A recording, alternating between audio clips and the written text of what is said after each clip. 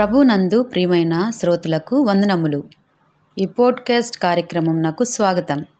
మీ అందరి కొరకు ఈ కార్యక్రమమును ప్రసారం చేయుచున్నాం. విని దైవాశీస్సులు పొందుకోగలరు. మన ప్రభువైన యేసుక్రీస్తు నామములో శ్రోతలకు శుభోదయం. శ్రోతలారా, బాగున్నారా? మీ కొరకు ప్రతి దినం ఫీబా ఇండియా పక్షముగా ప్రార్థన చేస్తున్నాం. రండి, ఈ ఉదయకాలము దేవుని సన్నిధిలో వాక్యాన్ని ధ్యానం చేద్దాం. క్రిస్మస్ డిసెంబర్ 25 ప్రపంచవ్యాప్తంగా యేసుప్రభు జన్మదినాన్ని పురస్కరించుకుని చేసే ప్రపంచవ్యాప్త పండగగా దీనిని గుర్తించారు. అయితే దీనిలో ముఖ్యమైన వ్యక్తి, ముఖ్యమైన ఈ క్రిస్మస్ చేసుకోవడానికి కారణం ఏమిటంటే యేసుక్రీస్తు వారు ఈ లోకంలో జన్మించుట. అసలు యేసు ఎవరు అనే ప్రశ్న మీ మధ్యన మొదలుపెట్టి అనేకమైన విషయాలతో ముగించాలని ఆశపడుతున్నాను. యేసు ఎవరు అన్నది ప్రశ్న. ఈ ప్రశ్నకు జవాబు వివిధ లేఖన భాగాలని మనము పరిశీలించిస్తే మనకి అనేక రకాల అర్థాలు తెలియబడుతూ ఉంటాయి. యేసు యెరికో పట్టణంలో రోడ్డు మీద పోతూ ఉన్నాడు. జనసమూహంలో ఆయన చుట్టూ ఉన్నారు. జక్కయ్య అను సుంకపు పన్ను వసూలు చేయు అధికారి మనసులో యేసు ఎవరు అనే క్వశ్చన్ వచ్చింది. ఈ ప్రశ్న ఉత్తమమైనప్పుడు యేసు ఎవరో చూడాలని ఆశపడ్డాడు. కానీ తాను పొట్టివాడు చేత మరియు ప్రభు చుట్టూ అనేక మంది జనులు గుంపు కూడి ఉండుట చేత ఆయన చూడలేకపోయాడు. యేసు అతని మనసులో అభిలాషను ఎరిగిన వాడై అతని ఇంటికి వెళ్ళాడు. యేసు అతని గృహంలోనికి రాగానే అతని హృదయంలో గొప్ప పరివర్తన వచ్చింది. యేసు అతనికి రక్షణ ఇచ్చాడు. అతనితో జక్కయ్య నేను ఎవరో తెలుసుకోవాలని ఆశపడుతున్నాడు కదా. అతనిలో జక్కయ్య అని ఎవరో తెలుసుకోవాలని ఆశపడుతూ ఉన్నాడు. నేను నశించిన దాన్ని వెతికి రక్షించడానికి వచ్చిన మనుష్య కుమారుడను అని లూకాసు సువార్త 19:10 చెబుతూ ఉన్నారు.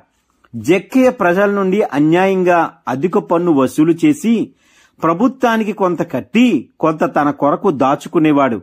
ప్రజలను పీడించి డబ్బు వసూలు చేసేవాడు. అందుచేత అతడు పాపిగా నాశనమైపోయిన స్థితిలో ఉన్నాడు. నరకానికి పాత్రుగా ఉన్నాడు. అతనిలో మార్పు తెచ్చి అతనికి రక్షణ అనుగ్రహించడం కొరకే యేసు ఈ దినాన అతను ఉంటున్న వీధిలోనికి వచ్చాడు. యేసు ఎవరో అని తెలుసుకోగోరిగిన జక్కయ్యకు తానెవరో తెలియజెప్పాడు.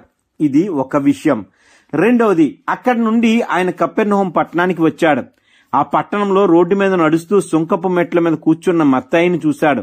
మత్తయి కూడా ప్రజల నుండి పన్ను వసూలు చేయు అధికారి. మత్తయి చూసి తను వెంబడించమని అడిగాడు. ప్రభు వెంటనే అతడు చేస్తున్న పని విడిచిపెట్టి ఆయనను అనుసరించాడు. యేసు అతని ఇంటికి వెళ్లి భోజనం చేశాడు. జక్కయ్య యెరికో పట్టణంలో, మత్తయి కపెర్నహూము పట్టణంలో సుంకర్లను పాపులుగా భావించి వారి యూదా ప్రజలు తృణీకరించేవారు.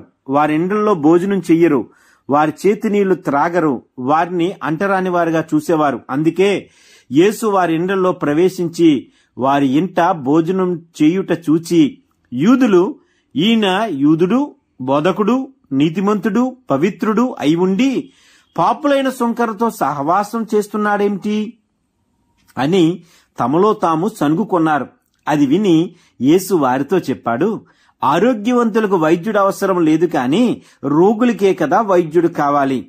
అలాగే నీతిమంతులతో నాకేమి పని? పాపుల్నే పిలవడానికి నేను వచ్చాను అన్నాడు. ఈ మాట మత్తయి సువార్త 9:13 కనబడుతుంది. మరియు కనికరమునే కోరుచున్నాను కానీ బలిని కోరనని కూడా యేసు మత్తయి సువార్త 9:13 చెబుతున్నాడు. జక్కయ్య, మత్తయ్య పాపులైన సుంకర్లు అయినప్పటికీ జక్కయ్యతో వచ్చిన హృదయ పరివర్తనకు, మత్తయ్య కనపరిచిన విధేయతకు వారిరువురు రక్షణ పొందారు. జక్కయ్య, మత్తయ్య ఇరువురు ఒకే కోవకు చెందినవారు. ఈ ఇద్దరి నుండి మనం ఏం నేర్చుకుంటున్నాం? ఈ ఉదయకాలం మీ మధ్యన చెప్పి నా వాక్య భాగాన్ని ముగించాలని ఆశపడుతున్నాను. జక్కయ్య వలె మనం కూడా మన ప్రవర్తన సరిదిద్దుకుంటే. 2, మత్తయ్య వలె యేసు పట్ల విధేయతలై ఆయన మార్గమును అనుసరిస్తే ప్రభు మనలను కూడా రక్షిస్తాడు. ఒక పుట్టుగుడ్డివాడిని యేసు వైపు చూపు ప్రసాదించమని అడిగాడు.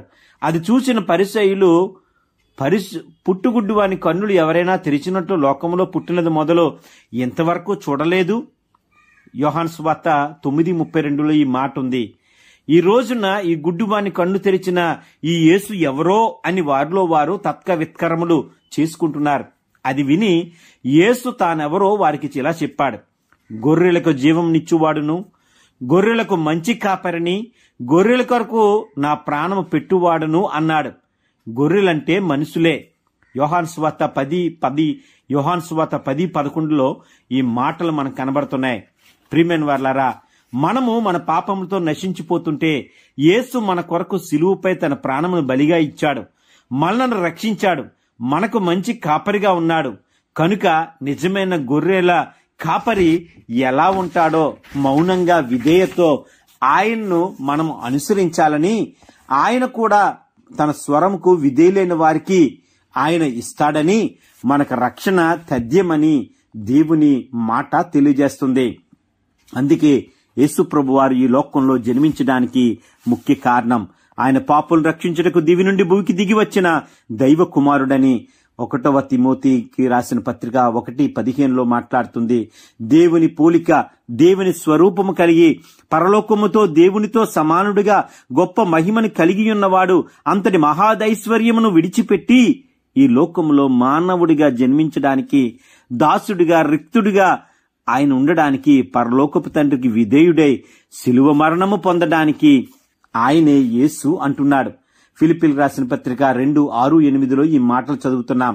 మనల్ని రక్షించడానికి అవతారం ఇచ్చిన దైవ కుమారుడు యేసు అని మనం గ్రహించినట్లయితే ఈ రోజే దేవుని సన్నిధిలో మన పాపరోత జీవితాన్ని వదిలిపెట్టి యేసు ఎవరో తెలుసుకున్న నేను యేసుని ఇతరులకు పరిచయం చేసే వ్యక్తిగా ఉండాలని కోరుకుంటూ, ఈ వాక్యం మన జీవితాల్లో మార్పు తీసుకురావాలని కోరుకుంటూ నా మాటలు ముగిస్తున్నాను. ప్రార్థన చేసుకుందాం. ఆమేన్.